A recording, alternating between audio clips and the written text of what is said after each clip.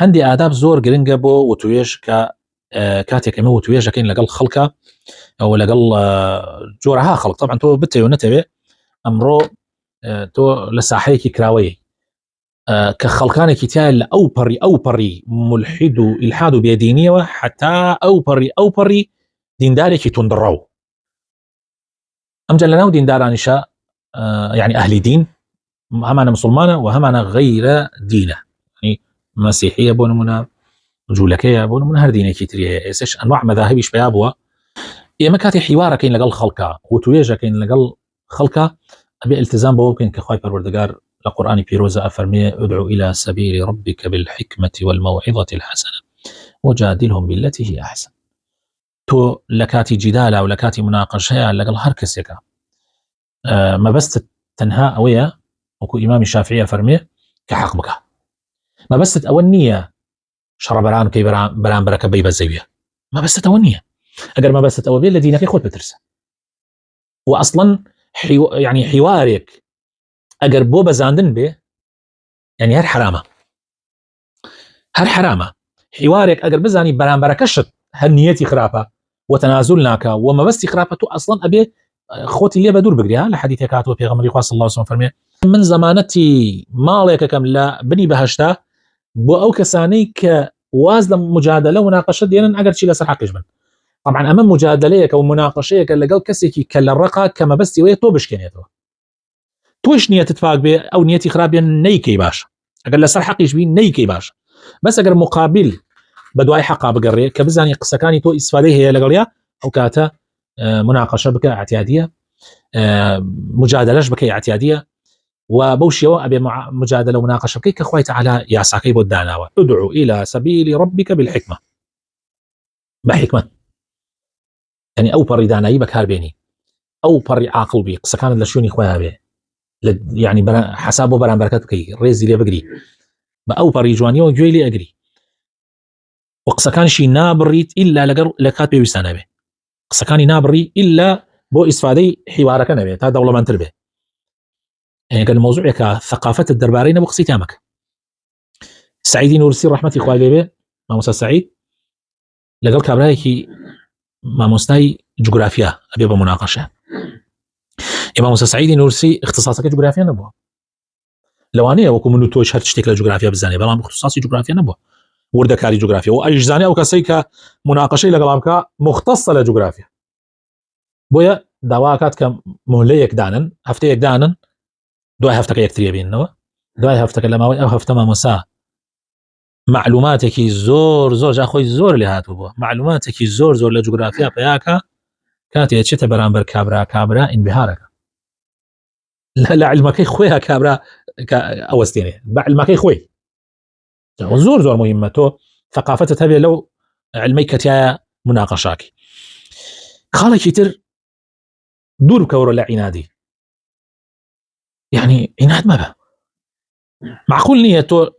لەگەڵ کەسێکە ئەتەوێت بگەی بە نەتیجەیەک عناد بی و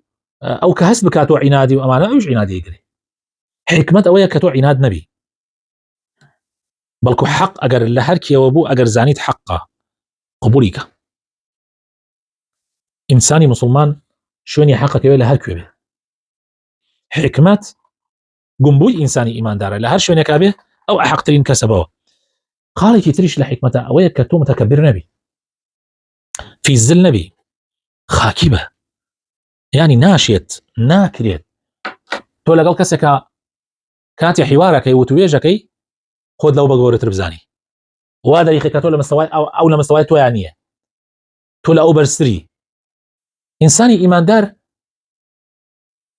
بە جوانی ئەزانێت کە هۆکاری دەرکردنی ئیبلیس لە بەهەشتا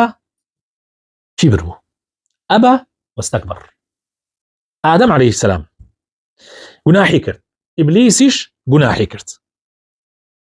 يعني ئەم ئەمرێکی جێبەجێ نەکرد ئەمیش قەدەغەڕکراوێکی کرد هەردوویان گوناحبارن وەکو یەک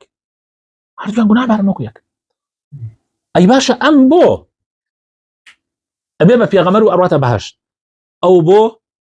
بە هەتایی ئەخرێتە جەهەنەم ئەمیان کاتێک گوناحەکە ئەکا هەست ئەکا جەریمەیەکی زۆر گەورەی کردو يعني ئەو پەڕێک زۆر ئێستا تۆ کاتێ لە ماڵەوە قەدەغەی شتێک لە مناڵەکەتەکەی یان ئەمری شتێکی پێەکەی کاتی ئەو مخالفە ئەکا مخالفەی کردو دوایی تۆ ئەیبینە ئەڵێ بۆ مخالفەت کردووە ئەگەر ئاوەستا و واهی هەستەکە تاوانی کردووە هەستەکە گوناحی کردووە هەستەکە بێگوێی تۆی کردووە پەشیمانە یا هەموو گیانی پەشیمانی پێوە دیارە هەی تۆ دڵت نایە قسەی پێ بکەی یعنی ئەسڵەن ئەڵێ دەی بڕۆ بەجارێکی دووبارەی مەکە بەڵام ئەگەر تۆش شتێکت پێوت ئەو پێچەوانەی کردی فەرمانێکت پێکردن نایکە قەدەغەیەکت پێکردە کردێتی و ئەم جا کە کردوشێتی پێی ئەڵێ لێپرسینەوەی لێەکەی بۆ کردوتە ئەڵێ جا چیتە هەی جا چیتە برا خۆی چیم کردووە یعنی ئەبێ من چیم کرد بێ خۆ دنیام نەڕۆخاندووە بیری لێ بکەرەوە بیری لێ بکەرەوە چیت بەسەرادی عبیر لە خۆت کەرەوە يعني هەستەکەی کە ئەم کەسە هیچ حسابت بۆ ناکە بۆت بکرێ ئەگەر دەست بڕوا ئەو عقوبەی کە زۆر زۆر قورسەی دەی بەسەریە بە تەشبیه نەبێ نمونەی بەرزی بە خۆی پەروەردگارە هەمان شت ئاوایە مۆزوعەکە کاتی خوای تەعالی ئەفەرمێ ئیبلیس ما لەکە هۆکاری چییە من پێم وتی سوجدە بە تۆ سوجدە نەبرد ئیذ ئەمەرتوک کاتێ فەرمانم بەسەرادای يعني وهيج نيكرت مخالفه ولا سر خوي تعالى عقوبه كيندا بس سر اهم عقوبه كيدا كوتي بونت كردوا انت خلقتني من نار وخلقته من طين يعني كنت شو اخواتو نعوذ بالله اخواتو باش اللي نازاني من زور لو قورت سرم من زور من شو نبي او ذا خول دروس كردوم لقر دروس كردوم من لا اقر دروس كردوم بابا من كيلا مساوى اخواتو لي ناز همان شت ملائكه كان كاتي خوي تعالى فرمي سجدة برن يكسر سجدة برن نعنود بس برسالة استفهاميان كل خوايا أتجعل فيها من يفسد فيها ويسفك الدماء دواء وكاتي خوي تعالى فرمي من أو من أيزاني أو نازانا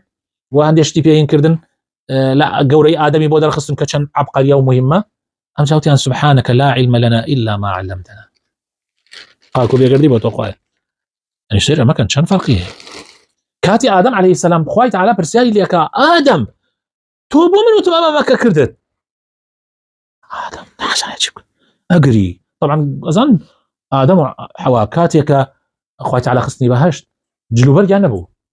بەرگەکان نووری بوو نورانی بوو یعنی عورەتیان دەرناکەوت بە هیچ شێوەیەک هەر نور کاتێ شەیتان ئەو گوناحی پێکردن خەڵەتاندنی طبعا بەدوو شەوتی لەبەر ئەوەی خوا ئەمەی مەنع کردێتان ئەگەر بیخۆن ئەبن بە مەلائیکە قينا آدم بيا أنت ملائكة من ملائكة سجدة بوم برده لا قوري منا يعني أبي آدم هو بس سبحان الله نسي هذا بيلي شو باش خلط عندني يعني أبي هو آساني بيزانا آدم